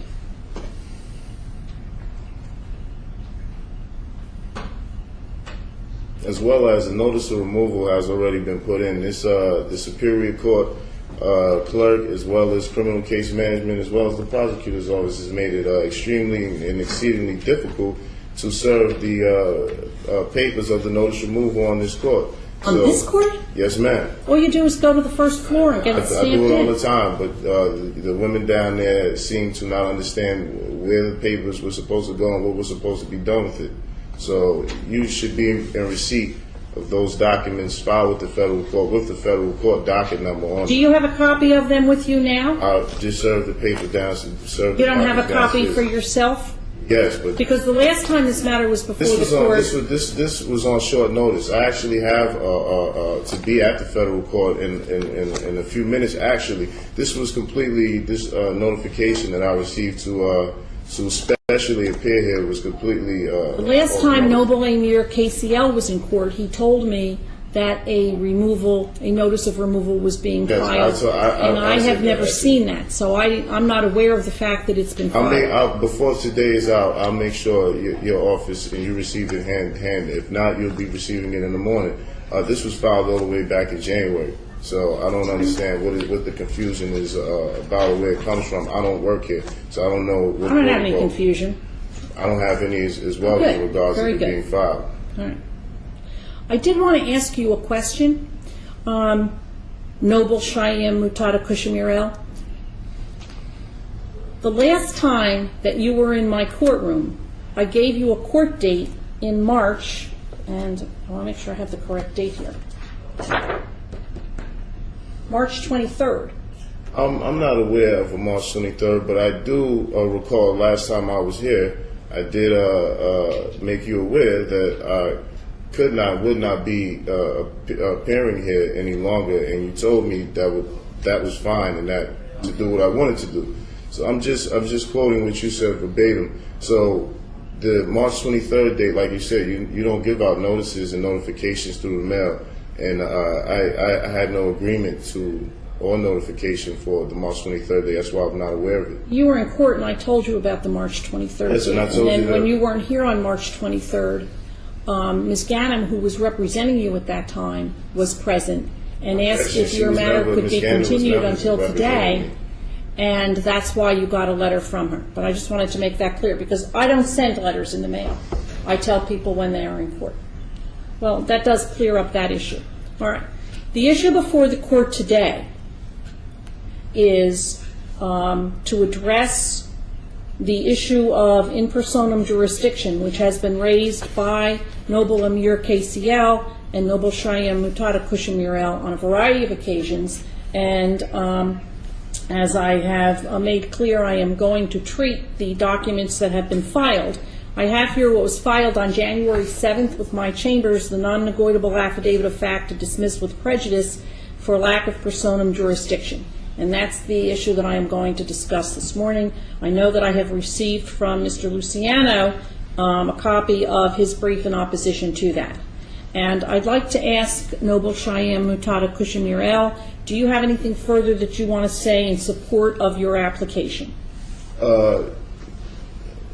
This court has no jurisdiction, no matter what's filed, and I'm just simply here to give oral notification. As you say, you don't take oral notification concerning files that suits that were filed, but that's my simply my case in point being here today is to notify Luciano in the court that they're being sued. So you're suing Mr. Luciano in the court as well? No, I'm suing. It's a Title 14 pattern and practice lawsuit has been commenced against the Burlington County Prosecutor's Office, Superior Court of New Jersey, and so on and so forth. Okay. Well, as I explained to Noble Amir KCL, at some point in time I can certainly take judicial notice of pleadings that have been filed in federal court or in superior court or whatever it is. But until I see it and can make reference to the docket number, I don't take judicial notice of it. I'm sure that you've had the opportunity to look at the court rules and see what the court rules say about, and the rules of evidence say about judicial notice. So when the appropriate document is here, appropriately stamped, I can certainly do that. But anything else that you want to say on the issue? This court has no jurisdiction, and it is too late in the procedure of things to prove jurisdiction because I haven't consented or given jurisdiction at any point. All right, thank you very much. Noble Amir KCL, do you wish to say anything further in support of your application to dismiss for lack of jurisdiction? Similar case, Your Honor. The prosecution has failed to prove jurisdiction in over 5 hearings. I've also haven't received any notification of any oppositions to any applications to demand proof of jurisdiction. Jurisdiction has not been proven in either of the hearings that we've been here presently. The last 2 hearings, you scheduled a date for jurisdiction to be a subject, and the prosecution stated that he wished to remain silent. Therefore, jurisdiction has been proven, and it cannot be proven. And this case can no longer proceed further without being in violation of the law. All right. Anything else that either of you wish to say? No? Not at this particular point. Okay. Depends on what you say next. Well, I'm going to listen to what Mr. Luciano has to say, and then because you are the moving parties, you will have an opportunity to respond to what Mr. Luciano has to say, and then I will speak. So they're the only opportunities you're going to have to speak. You'll have a chance, as I said, you can listen to what Mr. Luciano says, and you can respond to that, of course. Mr. Luciano. Judge, just briefly, as I noted in my brief, under NJSA 2C1-3A1, the state is clearly vested with power to prosecute crimes occurring within its territorial borders. Essentially, Judge, the essential basis for invoking jurisdiction in criminal cases is that the crime be committed in the state in which the case is to be tried. Simply put, these defendants, Judge, the conduct that the defendants engaged in occurred in Mount Laurel Township and Willenburg Township, respectively. As I noted, Judge, the brief applies to all the cases involved, because there are 2 cases that involve the defendant to the far right. Noble Amir KCL. And only 1 case to the defendant to my immediate right. Accordingly, Judge, say his territorial jurisdiction to prosecute these men. Secondly, Judge, it's an element of the offense that when factually disputed must be decided by a petit jury. I cited State versus Denofa and Schumann. It is submitted to the jury, Judge, when, unlike here, there is a factual dispute over the location of crime. Filings by both of the defendants, Judge, frankly, unintelligible is a good way to put it. I think that's a kind way to put it. It has to do with federal UCC laws and commerce, which have no application here, Judge, under the state criminal law. Finally, Judge, the moving party has a burden to show no inference could reasonably be drawn placing the site of the crime within the state. None of the filings dispute, Judge, that these crimes didn't occur inside the townships, as noted in both of these indictments.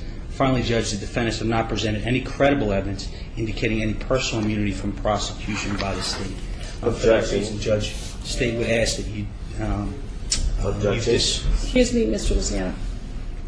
Noble Amir KCL and Noble Cheyenne Mutada Kushamiriel, please do not interrupt Mr. Luciano when he is speaking. You will have, as I said before, the opportunity to respond to anything that he says, object to it, place your position on the record. I will not allow Mr. Luciano to interrupt either of you. I will not allow either of you to interrupt Mr. Luciano.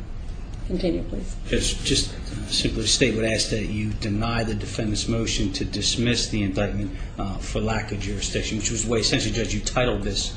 Though again, the documents were not received specifically in that order, I know you would consider all the documents received as notice of motion to dismiss for lack of jurisdiction. So again, Judge, the state would oppose for the reasons cited here and also in our brief.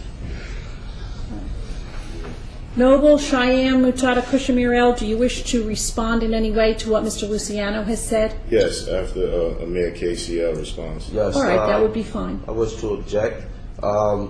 Delegation of authority orders have been submitted to the prosecutor office, the criminal case division. We are not citizens of the state of New Jersey. Our dissolutions have been filed way before any of these incidents were occurred, which were pursuant to the expatriation laws of the United States codes properly. Jurisdiction has been raised. The prosecution and anybody else in this court that plays an adverse party lacks the status and the nationality to proceed. For the record, would the prosecution state his name and nationality? Judge, they've already got my name on. Stop, please. Okay. Don't have your nationality for the record. Also, Just a moment, please. Noble Amir KCL, is that all that you wish to say? Yes. All right, thank you. Noble Cheyenne Mutada Kushamiriel, do you wish to say anything? yes, the point that Mr. Luciano raises in regards to none of the documentation being provided to the courts and to the prosecutor's office, not saying that the actions did not occur in the township. It says quite explicitly in the documentation where the actual event occurred, and it occurred at earth coordinates, and we did not say that it happened in the township of Mount Laurel, because the township of Mount Laurel is a corporation, so it is impossible for a corporation, according to the United States Code, to have territorial borders. I'm not responsible for the documentation being unintelligible. I don't know your level of education or what you've actually studied, but in the documentation itself, and that is by far not the first notice to dismiss that was presented to this court. So I dispute that, and that is not, actually not true, that jurisdiction was disputed in cases appointed by the territorial. Represented by the Office of the Prosecutor to examine either of them in any way. Those are rights that are guaranteed to them by the Constitution of the United States of America and by the Constitution of the State of New Jersey. The right to remain silent and not to answer any questions, as well as the right to be free from incrimination, that they cannot be called as witnesses at any proceeding in which they are also parties. So whether, in fact, one actually thinks that the Treaty of Peace and Friendship of 1787 provides them with the exemption from examination is of no moment today, because there are other constitutional, and I would suggest perhaps more important in this court, rights that they have. At this point in time, these are merely allegations as they appear in documents that are indictments handed up by the grand jury. This court, because the allegations are that the conduct alleged occurred in townships in the state of New Jersey, if you read 2C:1-3, clearly this court has the authority to proceed in this matter, both as a matter of territorial jurisdiction and as a matter of personal jurisdiction. If I understand the argument that is made by the defendants, and if I can construe the filings that they have made, they argue that because they are citizens of a foreign nation, they are not subject either to process of the courts of the state of New Jersey, nor to any of the proceedings of the courts of the state of New Jersey. I am satisfied from reviewing the information that has been presented that they are wrong in their belief that this is so. Citizenship of, in this case, citizenship of either Noble Cheyenne Mutada Kushamurel or Noble Amir KCL is irrelevant to what is happening here. One could certainly consider, as an analogy, persons who come to the United States of America who are citizens of France or citizens of Germany or citizens of Spain certainly are subject to the jurisdiction of the courts of the state of New Jersey if they are in the state of New Jersey, simply by virtue of their being here. And as I said, citizenship is of no moment. Accordingly, the motions to dismiss that have been filed by Noble Cheyenne Mutada Kushamurel and Noble Amir KCL are denied, and these matters will proceed as we normally proceed with matters that are listed in the criminal division. Objection, ma'am. We do not allege or affirm that we are in the state of New Jersey, particularly with regard to other types of citizens. We are sovereigns. We are not subjects of any corporation. The United States is also a corporation pursuant to the United States codes as well. Therefore, we cannot be inside a corporation, and we have not committed any violations of any of your corporations. By the way, we have no contracts with any of your corporations, and if any of your corporations do have any contracts, please present the contracts into the record, for the record. As well as the jurisdictional matters of being a citizen of a foreign state, as he just said. No one never proclaimed or put on record, I know I haven't and I know he hasn't, that we were citizens of any foreign state, as well as, according to case law, federal case law, treaties are supposed to be interpreted as they were. The statute, could you repeat that statute? The New Jersey Permanent Statute 113? Yes. It says in there that the state does not have authority to limit or enlarge the rights of treaties. So you're trying to interpret a treaty from 1787. You're not authorized nor qualified to do so. That is in violation of law because they're supposed to be looked at as the original context in which they were written and signed under, as well as the Article 4 being meeting at sea. If we were allegedly in the township of Mount Laurel, then we are dealing with maritime law correctly, and the officer was presented with proper identification regarding our identification and regarding our status as Moorish American nationals and not citizens of a foreign corporate state, nation state. All right, your objections are noted. And as well, to add for the record, diversity of citizenship is an automatic element to affirm that this particular court does not have the proper jurisdiction or authority to adjudicate. The only court within the United States infrastructure that has a glimpse of authority to hear this matter is the United States District Court of New Jersey, pursuant to Article 3, Section 2 of the United States Constitution. If your particular courts wish to adjudicate on Moors or Moorish Americans, then you need to establish council of courts on this level of government.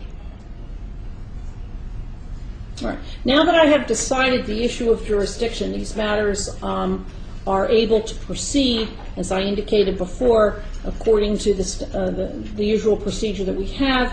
I know that one of the matters in which Noble Amir KCL is the only defendant is under 03-02-0282, a violation of probation, and we simply list that for a management conference. That will continue to be listed. The other two matters I will schedule for status conferences so that we can try and figure out where we're going with them. Objection. If in fact... The indictment account, you said the indictment is not an account. On the green sheet provided by this court, as well as other documentation, it has the indictment listed as an account. It says it's an indictment account. As well, for the record, can anyone please produce a contract with Noble Amir KCL from any agency within the state of New Jersey?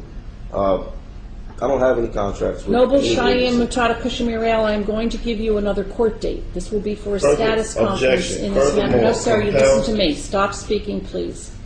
Am I being threatened, man? No, you're not being threatened. All right, I have a right to speak. That is a constitutional right to object. An objection is made, man, pursuant to... Cheyenne Mutada Kushamurel. Hey,